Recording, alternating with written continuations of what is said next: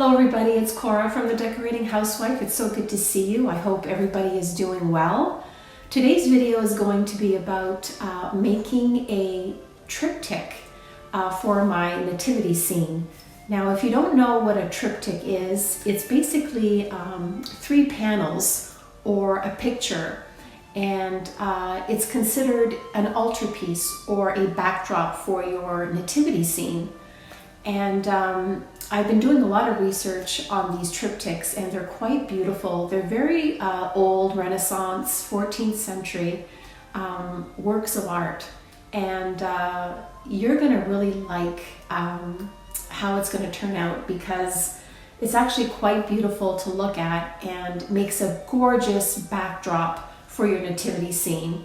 And because it's old and very Renaissance, I think it will go well with my Victorian theme this year for Christmas. So I hope you stick around and watch how I create this nativity triptych. So at the Dollar Tree, I picked up this project board or display board, and they fold like that. And what I did was just cut out this curved shape on each side and in the center. And typically triptychs look like this. They stay open and then you can close them up. So I picked this up at the Dollar Tree, and I basically cut it out, made a curved shape on either side, and that's it. So that's how I'm going to start it off. So this is what it looks like.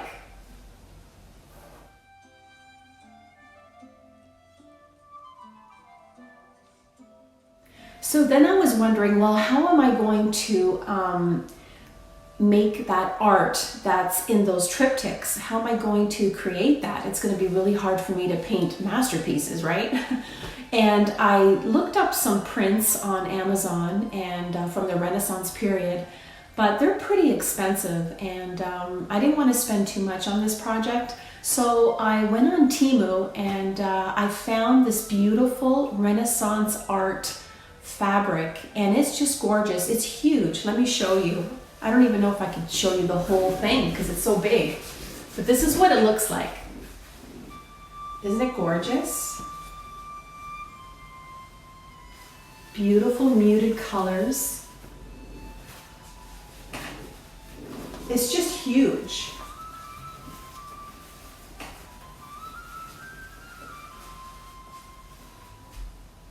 Just absolutely gorgeous. And I really love the colors in this fabric, and it's going to go great with my Victorian theme. So I'm going to use this to cover the board.